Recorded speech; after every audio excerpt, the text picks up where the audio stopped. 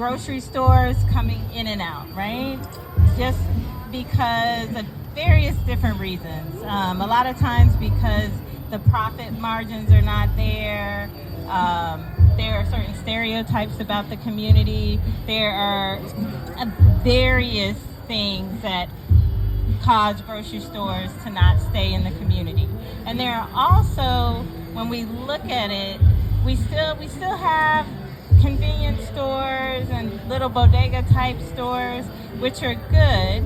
But one of the reasons we started One Community Grocery Co-op was because we wanted to have ownership in the store, have an investment in the community where the store, it wouldn't depend on margins, it wouldn't depend on what was going on in the government, it would depend on the people in the community. And for those of you who don't know what a co-op is, feel free to come over to our booth to my right. But co-ops exist because people in a community or people get together to solve a common problem, right? Or a common concern. So a lot of times what happens in a co-op is people say, you know, you're talking with your friends, and this is similar to how One Community Grocery Co-op got started. People were talking in the community. I'm not sure how many people are familiar with Council Member John Muhammad. So before he was Council Member John Muhammad, I just call him Brother John, right? So most of us know him as Brother John because he was in the community organizing, trying to really figure out how to make change. And so a bunch of surveys were done, people went door to door, and what people said is we really need a stable food source, right? And then the other part of that is in that stable food source, we need to be able to control that food source. We don't want it to be controlled by government, controlled by big corporations. We really want it to be embedded in the community, right? So that's how the co-op got started, through those surveys and the community saying like, hey, yeah, this co-op idea sounds like something we can latch onto and something we can do. So with the co-op, in terms of forming the co-op, I'll take you through the steps very briefly because we are following what we call best practices, and it's what successful co-ops have done in other areas of the country. We belong and are guided by a group of co-ops with Food Co-op Initiative, and they've started over 100 successful co-ops around the country. So they're helping us start the co-op here and giving us some guidance. So the first step is organization, right?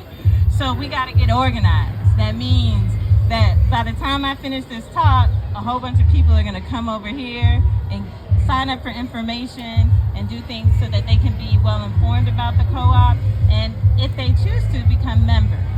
So in that organizing phase, we started our business. Bluetooth disconnected. Bluetooth pairing. Bluetooth connected. Okay, as long as y'all can still hear me. Oh, okay, it's this one, not that one. Okay. So we started our business structure. We started telling people about the co-op. We started really just getting people to have the vision. We also opened membership. In this phase, we need to get to 300 members. And I see another member just came up, Dr. LaDonna Butler from the Well. So thank you so much for joining us. And I hate to interrupt my presentation, but every time I see a member, I'm going to give them a shout out because they are investing not only their time, but they're investing their resources and their support into something to make the community better. And I think that's what we all need to do. And that's how we all, when we get a critical mass, which I'll talk about in a minute, that's what really causes change. And that's what helps us to have a stronger impact. So thank you, Dr. LaDonna Butler, for your membership and talking about this critical mass. So I said we needed 300 people to go to the next phase. And the next phase is feasibility. Because again, we are a business. We can't just open up here, open up there, spend this, spend that, and then it all work out. No, like I said, we're along with a group of co-ops who have successfully opened, and we are following that plan. We're adjusting it to our community, but we're following that plan.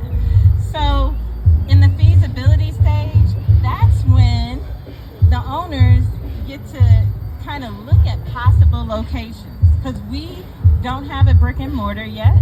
We operate out of pop-ups like this and online and things like that. So we don't have that brick and mortar, because when we put that foundation down, we want to make sure it's strong.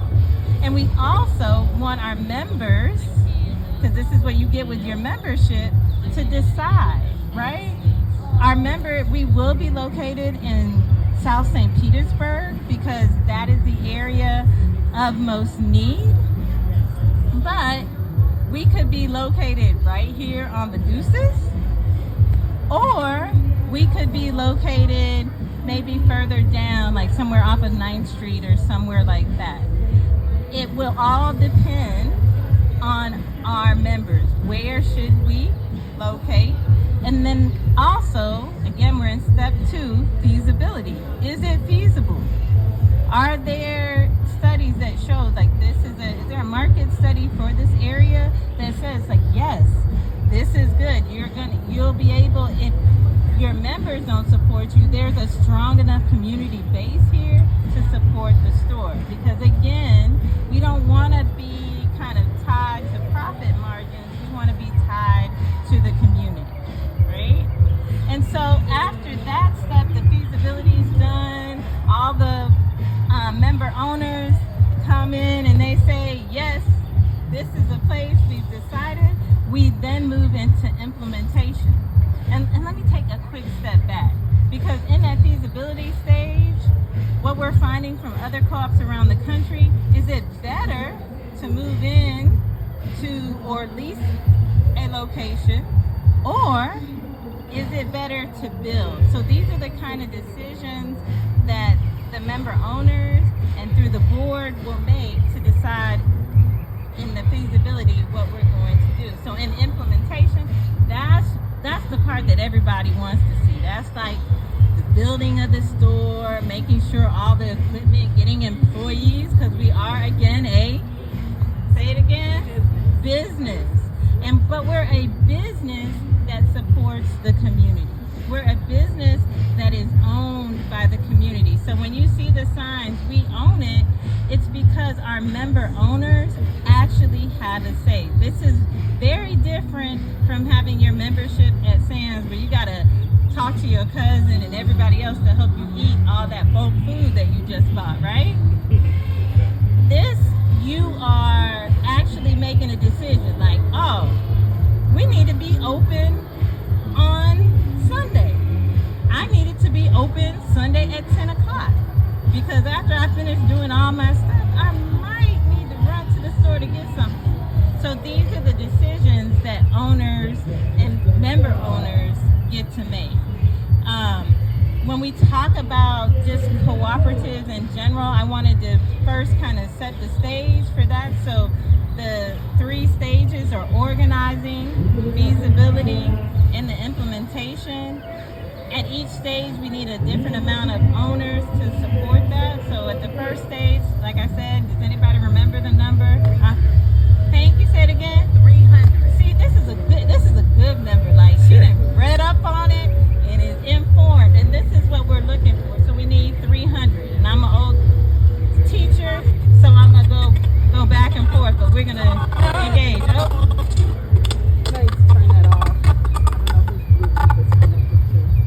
All right, there we go. So we need 300 members. In the feasibility stage, we need a few more. Well, I shouldn't say a few more, about 1,000. And then after the implementation, it depends on how big the store is, really. And that's something that our membership decides and the member owners decide. So I kind of probably went through, as somebody said, that was somewhere else they said, Chicago speed, right? Kind of went through that fast, but those are the basics. So why a co-op? Why not just a regular grocery store? Why not another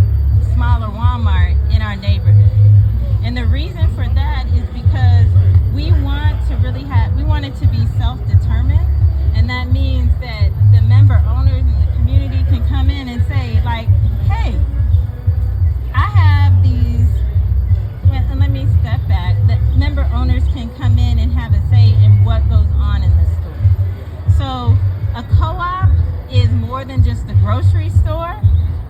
It's about economic development. It's about the health of a community, whether that be physical health. We know that in the south side of St. Pete, many people suffer from lifestyle diseases, diabetes, hypertension, high blood pressure, things that you can change through your diet. But how easy is it to change those things through your diet when you don't have access to fresh, nutrient-dense fruit and vegetables that can help you move forward? So those are kind of the foundations. We want it to be economically viable. We want to give jobs to people in the community. We want to make sure that there are programs that happen at the co-op. Again, it's not just a grocery store, we're a community. So usually co-ops have some kind of meeting space or a small area where you can have a group meeting where, like, we're here today, and I think the youth farm did a food demonstration earlier. Wouldn't that be cool to just be able to go down the street and go to a food demonstration that helps you eat healthier, and then you don't have to go far to buy it. You could just walk down aisle 7, right? Lucky number 7, and find your food. There can also, I get this a lot, people say, well, people just aren't compliant. Well, people aren't compliant or can't follow their doctor's orders for a number of reasons. And a lot of that in our community, it goes back to, okay, if I have transportation issues and I gotta go way over here because the doctor's telling me, you really eat a salad, right? Eat a salad, eat this fresh fruit or vegetable, and it'll help you. And I may even like fresh fruits or vegetables, but by the time I ride the bus and come back, my poor kale and lettuce, and we had it, it's all wilted. Nobody wants that, but and sometimes we can bring that back. Just put it in some water. You can't bring it back. What can we? Yeah, we don't really want to. Okay, we don't really want to, but we can bring it back. But if it's here and it's available, I'll eat it. And if it's here and available, we have a young lady in the house, I might even try it. If I'm going to get my hot fries and Cheetos, and I just happen to walk by this situation, and someone says, hey, come and try this, I might decide, oh, that kale pesto, that was good. Especially if you make it up and it's just there. Yeah. So these are the things that we are trying to bring to the community, and really also trying to get people to support. Now, do you have to live in South St. Pete to shop at the co-op? No. Do you have to live in South St. Pete to be a member of the co-op? No. Do you have to be a member to shop or be at the co-op? No, the co-op is open to everyone, but through your membership, you get the benefits of decision making. You get the benefits of helping to choose the location. The last part in implementation is, like I said, we're a business, right? And so what do businesses generally do? Say again? Make money. I see. Dr. Butler is a good business. She said, I'm just in business to share the knowledge and Oh no, love. I was thinking about my share. Oh, okay. As a business owner. No, but as a business owner, we will have to make a profit. But what happens to that profit when it's like at Walmart or Publix? It goes to their shareholders. Where in the co-op, it'll go to the members, and the members have the opportunity to decide how that is distributed and used